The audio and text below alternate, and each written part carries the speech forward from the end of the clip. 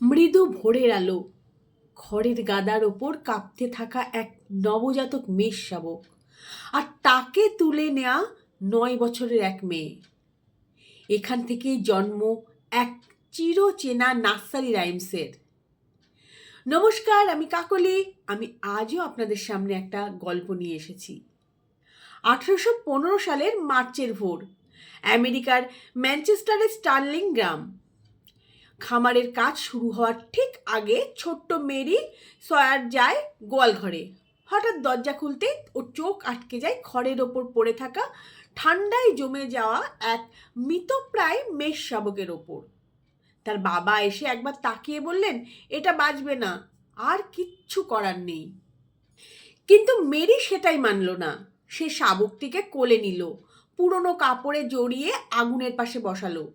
রাত ভোর না ঘুমিয়ে ফোঁটা ফোঁটা দুধ খাইয়ে হাত দিয়ে গা ঘষে ঘষে উষ্ণতা দিয়েছে সে।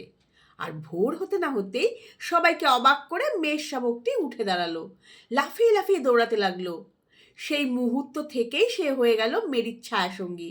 একদিন মেরির ভাই তাকে বলছিল, যখন সে স্কুলে যাচ্ছিল, মজা করে বলল যে মেষ শাবকটাকেও নিয়ে চল না। মেরি হেসে ভাবলো, চেষ্টা করেই দেখা যাক। স্কুলে পৌঁছে মেষটিকে ডেস্কের নিচে লুকিয়ে রাখলো সে। সব ঠিকই ছিল, যতক্ষণ না শিক্ষক তাকে দাঁড়াতে বললেন। মেরি দাঁড়াতেই মেষটিও বেরিয়ে এসে জোরে জোরে ডাকতে লাগলো। পুরো ক্লাস হাসতে হাসতে লুটোপুটি। শিক্ষকও হাসি চেপে রাখতে পারলেন না। ঘটনাটি দেখেছিলেন জন রুলস্টোন নামে এক তরুণ। সেই রাতেই তিনি ছোট্ট একটি কবিতা লিখে দিলেন মেরিকে। বছর কয়েক পর 1830 সালে সারা জোসেফা হেল সেই কবিতাটি প্রকাশ করলেন মেরিস ল্যাম্প নামে, যা পরে রূপ নিল আমাদের সবার পরিচিত গান Mary had a little lamp. কিন্তু গল্প এখানেই শেষ নয়। 1877 সালে টমাস এডিসন যখন প্রথম ফোনোগ্রাফে শব্দ রেকর্ড করেছিলেন, পরীক্ষার জন্য তিনি সেই লাইনটি বলেছিলেন। তা ছিল Mary had a little lamp. অর্থাৎ এই ছড়াটির লাইন সম্ভবত পৃথিবীর প্রথম রেকর্ড করা মানবকণ্ঠ।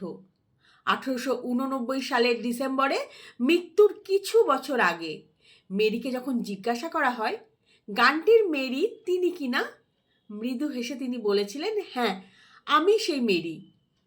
আজও স্টার্লিং শহরে দাঁড়িয়ে আছে সেই মেষ শাবকের ছোট্ট মূর্তি।